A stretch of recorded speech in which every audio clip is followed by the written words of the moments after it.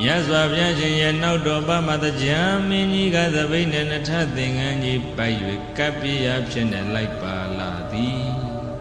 မြတ်စွာဘုရားရှင်ရဲ့လက်ဝဲဘက်ကပင်စတိကနတ်သားရဲ့ဘီလူဝနတ်ဆောင်ကြီးတီလို့နတ်တူရိယာနတ်သချင်းနေနဲ့တာယာငိမ့်ညုံကောင်းမြတ်စွာပူဇော်ပြီးတော့ဆင်းသက်လိုက်ပါပို့ဆောင်ခဲ့သည်မြတ်စွာဘုရားရှင်ရဲ့လက်ဝဲဘက်ကနေမာဒလိနတ်သားကနတ်ပန်းနေတဖွာဖွာကျဲလို့လိုက်ပါလာသည်မြတ်မမင်းကြီးတွေကကနဲ့ကရန်ထီဖြူတွေမိုးလို့တဝန်ကုတ်ကမလေးဝါးတွေတလူလူတလွင့်လွင့်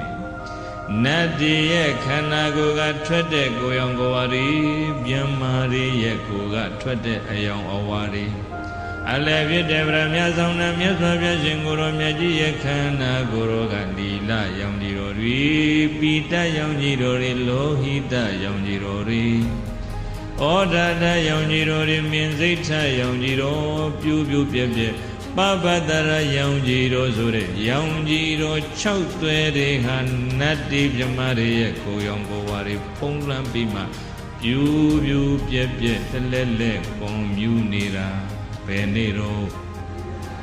ဖြည်းဖြည်းချင်းနှိမ့်ဆင်းလာဟောဇောင်းနှံချေမှာရှင်သာရိပုတ္တရာဥဆောင်တဲ့တပည့်ယဟန်900အဲ့ဒီနောက်ကမှဖွင့်နေတဲ့လူတုပေးတတ်ကြီးကလက်အုပ်ချီလို့ဇောင်းနှံသုံးသွင်းတဲ့တင့်တဲ့တပ်ပဲစွာဆင်းသက်ကြွမြန်တော်မူလာတဲ့မြတ်စွာဘုရားရှင်ရဲ့ရောင်ကြီးတော်တွေဖူးရတာရင်ထဲမှာပီတိတွေ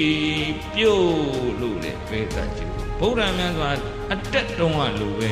ရင်မိအစုံတဘောကိုထပ်ပြီးပြပါတယ်။ပြီးတော့မြတ်စွာဘုရားအရက်ရှစ်မျက်နှာအထက်အောက်10မျက်နှာကြည့်လိုက်တော့စัจ java လာပေါင်းများစွာဟင်းလင်းပွင့်သွားတယ်။ဒါကြောင့်အဲ့ဒီနေ့ကလူတွေကလည်းနတ်တွေကိုမြင်ရတဲ့နေ့နတ်တွေကလည်းလူတွေကို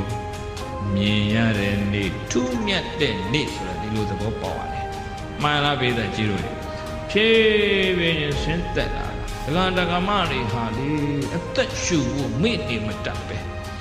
အားကြကြည်နူးနေတာဘုရားမြတ်စွာအဲ့ဒီနေ့ကဖယားကြည်ညိုပွဲကောင်းလွန်းလို့တဲ့ပြေးတယ်ဖယားစုမပန်တဲ့သူမရှိဘူးလို့စာပြောတယ်